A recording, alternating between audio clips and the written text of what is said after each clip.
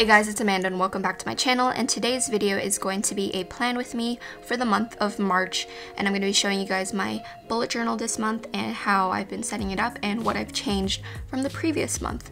So, as you can see right now, I'm just setting up my cover page for March, and last month my theme was sort of like roses and flowers and that sort of thing, and this month I thought I would switch it up and do something fun and tropical, kind of like palm leaves. That's kind of going to be like my repeating motif throughout this month, and the color that I chose was green, which you'll see in a bit, but I'm just drawing a bunch of palm leaves around the word March, and I really liked the way that this turned out. I thought it was really fun. The colors that I ended up using were these Crayola Super Tips markers, and I recently got these and I absolutely love them. I actually got a bunch of the colors. I think I got the 50 pack, but as you can see I chose 3 of the greens and I'm just coloring in the leaves. Side note, if you guys want me to do a stationery haul, let me know, because I did buy a bunch of different markers and tapes and pens and that sort of thing, so comment below if you want to see a stationery haul. I also ended up using the Zebra Mild Liner in the shade green, so it's just a fun assortment of greens on this title page. Flipping over to the next page, we're going to start setting up the monthly spread for March, and I'm just going to be sticking with the same vertical number layout that I used in the past 2 months, but I did actually find an issue with this last month, and that is if there's more than one event per day, it's kind of hard to fit it all in. So I was wondering if you guys had any suggestions on what I can do.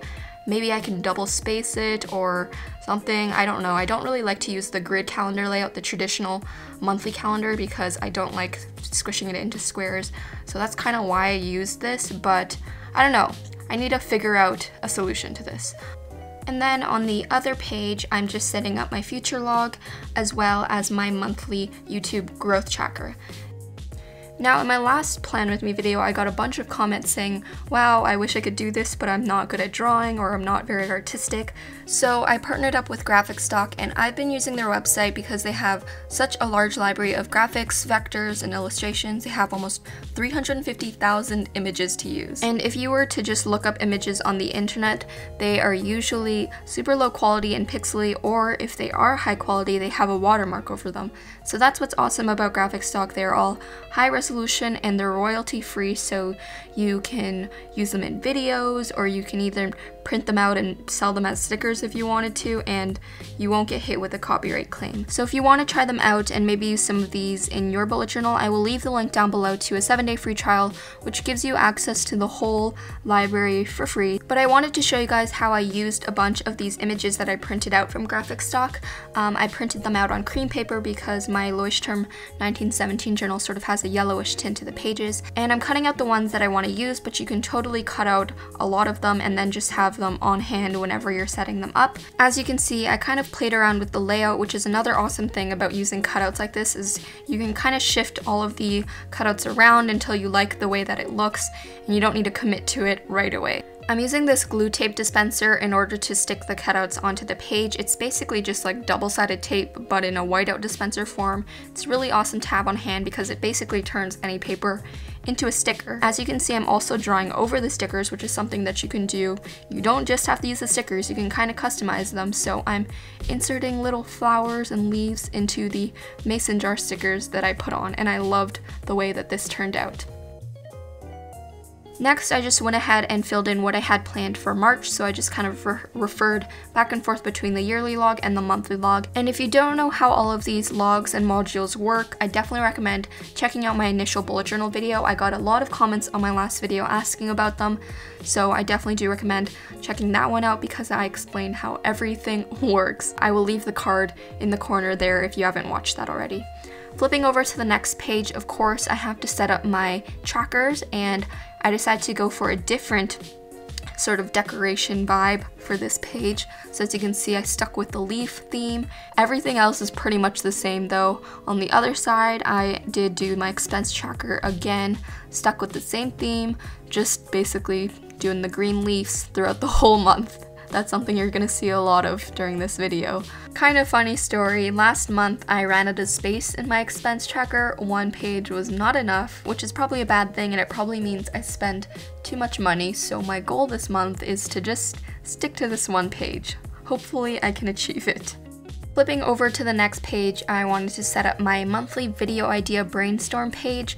I actually ended up hating what I did for the title, so I used the cream paper as well as the glue tape to cover it up, kind of like a band-aid, so that I could redo it, and I also used some more graphic stock stickers to decorate. On the other page, I made a brain dump page. I had one of these last month and I loved how it worked. I kind of just used it as a place to dump any lists or reminders that I needed for that month. Of course, I gotta decorate these pages, so I drew some more leaves. And then I also printed out a mason jar from graphic stock, and I put this cute little quote on it that said "full of ideas," and I think it just looks really adorable. The last thing I'm going to be setting up are my weekly and daily spreads, and this is probably what changed the most last month.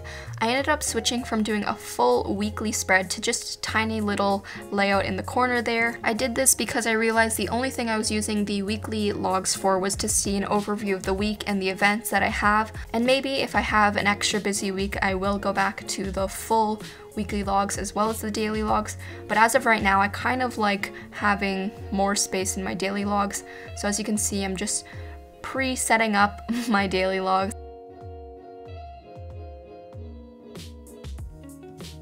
And then using the thin-tipped side of the zebra mild liner, I drew some more leaves. You guys are probably tired of seeing these leaves, but I just really like the way that it looks. But I use this as background for the numbers, and I'm just writing out the numbers on top. I realized that I messed up, and Wednesday is definitely not the 29th. The 29th, it does not exist this year. So I ended up doing the whole band-aid method with the cream paper and fixing it right up. I feel like I could make a whole video on fixing bullet journal mistakes because I've definitely made my fair share of stupid mistakes. But anyways, in the corner, as I mentioned, I have my weekly overview, and in order to fill this empty space next to it, I put more of the mason jar stickers from graphic stock and filled them in with more flowers and leaves and that sort of thing. I don't know, I just really loved these mason jar stickers, as you can probably tell. I kind of just want to cut out a bunch of them and always have them on hand, which I might end up doing. Lastly, I just filled in my weekly overview as well as my daily log for Monday because that was the day that it was when I was filming it. But here is the final flip through of my March bullet journal setup. I hope you guys enjoyed or found some inspiration. If you did, give this video a thumbs up and hit that subscribe button down below. I hope you have an awesome day, and I will talk to you in my next video. Bye guys!